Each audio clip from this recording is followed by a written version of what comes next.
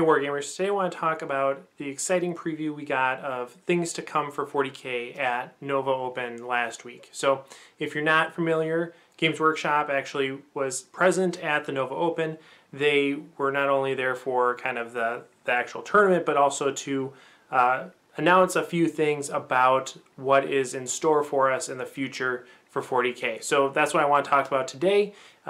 Before I do that though, I want to say thanks for watching. If you like this video, go ahead, hit the like button, the subscribe button, and the notification bell. That way you don't miss any of my upcoming unit reviews, battle reports, anything related to 8th edition. Alright, so let's get started. Basically, there was just a ton of content that was addressed in some way. A lot of it really superficially, not a ton of details, but we got some additional looks into the return of Necromunda, which is awesome. That was one of these specialty games that I was always a fan of when I first started playing 40K, 15 years ago or whatever, and it's back, so I'm excited for that. We also got some additional news on things very much specific to 40K, and that's really what I want to talk about today. The first is what we're going to see in the new chapter approved book. That's coming out at the end of the year. It's going to include rules for Apocalypse games, which is nice. That's good. Basically, if you want to play Apocalypse games, it gives you some additional ways to do that, which is good. I mean, that's the type of thing that I would expect in a chapter approved book, so I'm happy to see that included in there.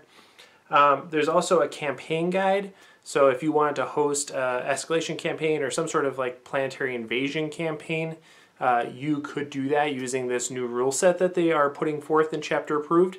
This is something that I think they're actually going to do a really nice job of. They've had iterations of this for fantasy and for 40K in the past, but this time I think they're going to do an exceptionally good job of it just because of how well they've done with the narrative and open play aspects of 8th edition. The new mission creation deck that you can use, a lot of people have said that that's worked really well for them and has some nuance, flexibility. It's going to give you a unique scenario almost every time just because of the number of combinations present in it. So I think they're going to do a really solid job with this campaign aspect of chapter approved, and I'm excited to see what it is. They also are going to have a bunch of updated points for units or models or war gear across many different armies in chapter approved. And if you haven't seen my video talking about chapter approved, I'll link it below, but this is one of the things that I really think should not be only available in a hard copy book. So if they include it in chapter approved, the hard copy version, that's great. I'm happy that they are putting the effort in and releasing those points. But if it's only available through the book, that really rustles my jimmies. I really think that should be available as a free PDF to download because it's just an update to the rules that we've already paid for. It's not like a whole new edition or a whole new codex. It's just minor tweaks to an existing publication, and that should be available as a PDF, as an FAQ or errata, and you shouldn't have to go directly to the chapter approved book because, again, like I said, we've already paid for that. We have these books. I don't think you should be penalized by having to buy another book, but I also don't want to carry another book around with me every time I go to a game. That was one of the big issues with 7th edition is by the end of it I was carrying around 3 to 5 different books to play a single army. I don't want to do that again, and yeah, that's not going to fly. So please, I hope that we see that as a free PDF in addition to the presence of it in chapter approved.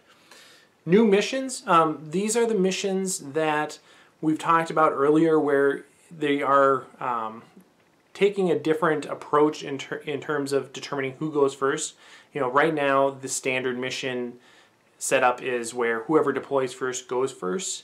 With this new approach for these new missions, it's going to be just a +1 to determine who goes first. So that has some pros and cons to it. One is that it addresses the issue of basically if you're a Tyranid army playing against a Knight army, you're always going to go second. with the current setup, and this addresses that. This gives there a little bit more of a even footing to begin with. You're avoiding the issues of people catering specifically to alpha strike lists and stuff like that. And there is such a huge advantage for going first that this helps balance things out a little bit more in the long run, which is nice. But the way that the rules are currently structured, you determine who goes first after you deploy. There's no way for you to really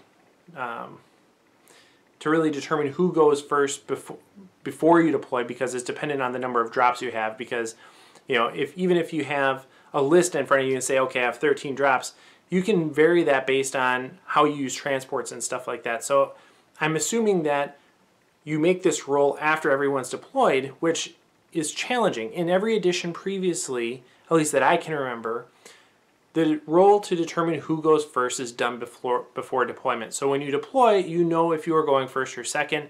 You can position your army appropriately, either aggressively or defensively, depending on your army composition, and that works out really nicely.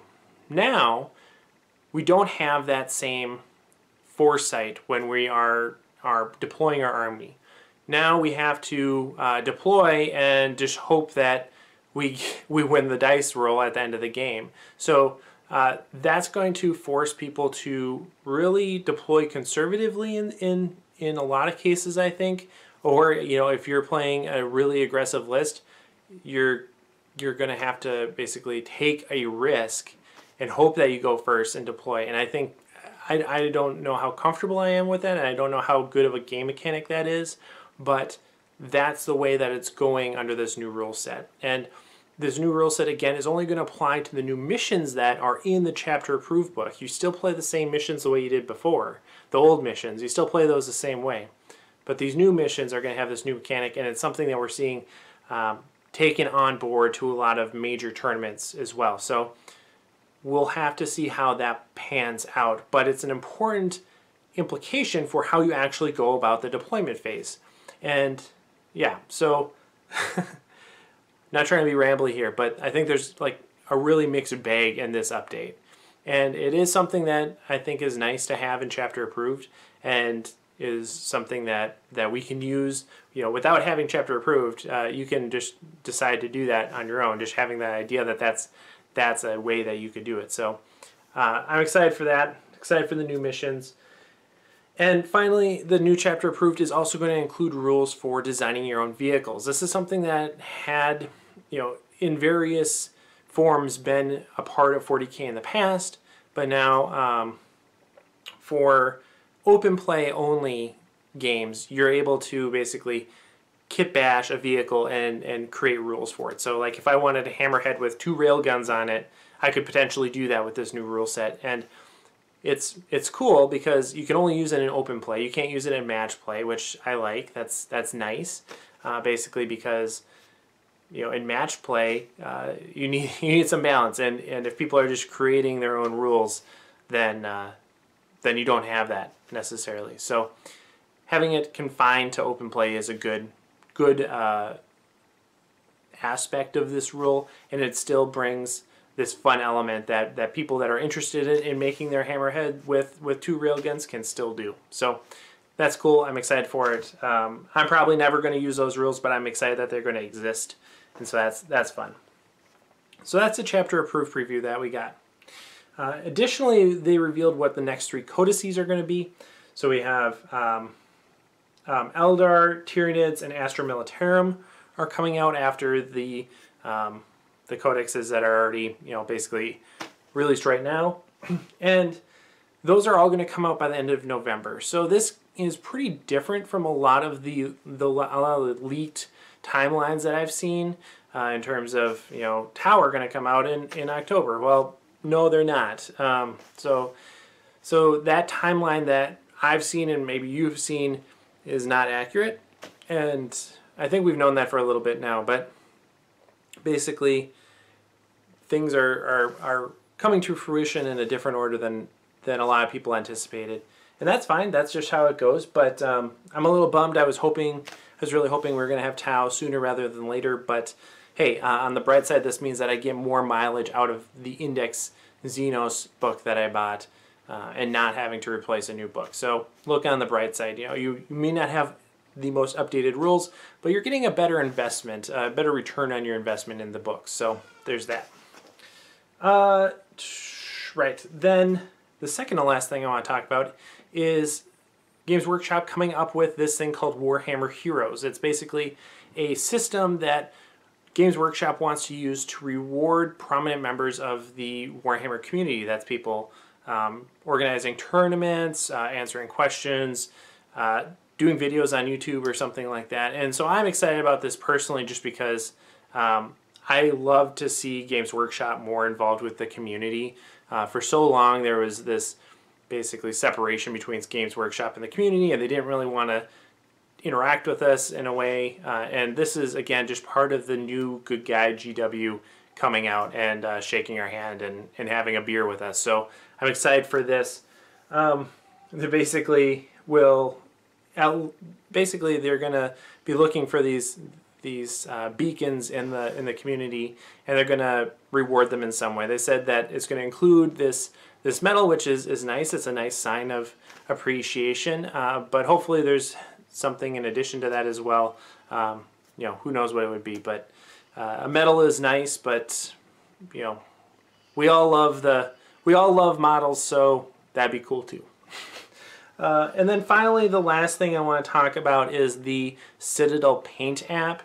It's a new app that they're coming out with that basically has all the Citadel paints and actually walks you through the process of selecting a paint and seeing which other types of paints interact with it in a way to give a certain effect. So, you know, if you select paint A to be your base, it shows you all the different highlights and glazes that you could use with it and how that might look when it comes out, which I think is really cool. It makes it a lot easier to plan your painting, and especially if you're just starting out in the hobby and you have you don't really have a good grasp of how paints interact and what they actually look like on the model.